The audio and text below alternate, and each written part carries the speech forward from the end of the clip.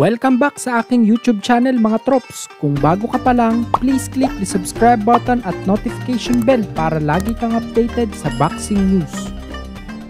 Knockout artist na si Ryan Garcia nagpakita ng interes na labanan ang 2-division undisputed champion na sina Oya the Monster Inoue. Sa live video ni Ryan mga trops ay dito niya sinabi ang posibilidad na maglaban sila. Ayon sa kanya ay naniniwala siyang kaya ng monster ng Japan maging multiple weight division champion, kaya naisip niya na balang araw ay pwede sila nitong magtuo sa 140 pound division. Dagdag pa niya ay ito daw ay pupwedeng mangyari sa hinaharap at ganapin sa bansang Japan. Kung sakali daw maikasa ay sigurado daw na ito ang magiging highest pay-per-view of all time. Sa madaling salita mga trops ay pupwede daw na mabreak ang pay-per-view buys ng labang Manny Pacquiao at Floyd Mayweather Jr. Kung sa matchup na ito mga trops ay masasabi natin na imposible ang gustong mangyari ni Ryan. Sa 122 pound super bantamweight division kasi sa ngayon lumalaban si Inoue, habang si Ryan ay sa 140 pound.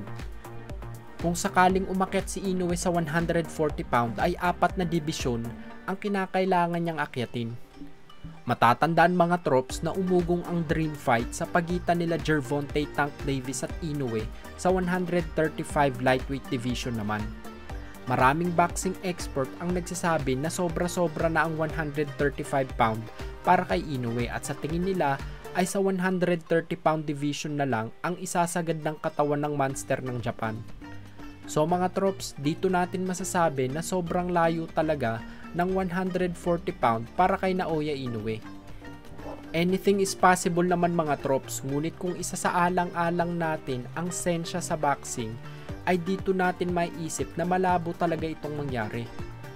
Kaya nga po ay maraming humahanga sa ating pambatong si 8th Division World Champion Manny Pacquiao dahil kakaiba at napakahirap talaga ang naitala niyang history sa mundo ng boxing. Sa kabilang dako naman po tayo, kampo ni 3 Division World Champion Janriel Cuadro Alas Casimero, hirap pa rin kumuha ng makakalaban. Matatandaan nga po na nagbigay pahayag ang promoter ni Cuadro Alas na si Masayoki Eto ng Treasure Boxing Promotion na si former Unified Super Bantamweight Champion Marlon the Nightmare Tapales at TJ Doheny ang binigyan nila ng offer para labanan ang ating angas ng Pinas. Ngunit nga po dahil sa ibang plano na gustong tahakin ng dalawang kampong ito ay hindi nagmaterialize ang laban. May lumabas naman na balita na ang rematch sa pagitan ni Philippus Nitumboa at Yukinori Ogoni ang totoong pinagpipilian ng kampo nila Cuadro Alas. Ang source mga trops ay walang iba kundi ang right hand ng MP Promotions President Sean Gibbon sa Pilipinas na si Mark Yao aka Silver Voice. Ayon kay SB ay base sa kanilang informer o espiya sa kampo nila Casimero ay ang rematch daw sa dalawang boksingerong ito ang pinagpipilian.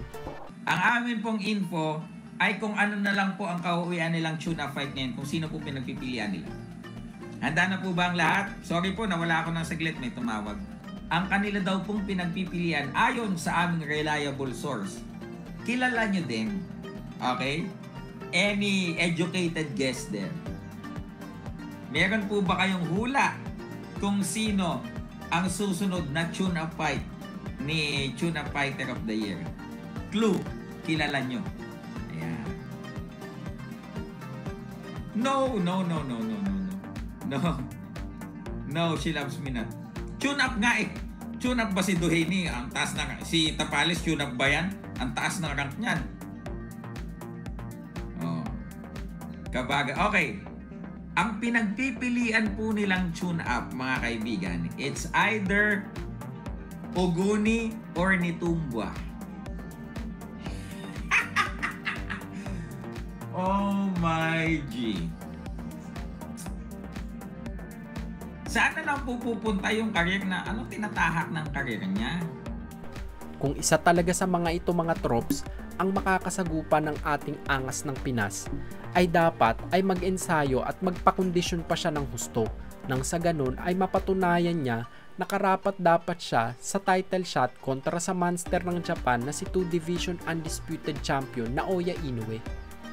Kung nagustuhan nyo ang balita na iyon mga trops, bigyan nyo naman ako ng isang suntok sa like button dyan. Yun lamang po at maraming salamat.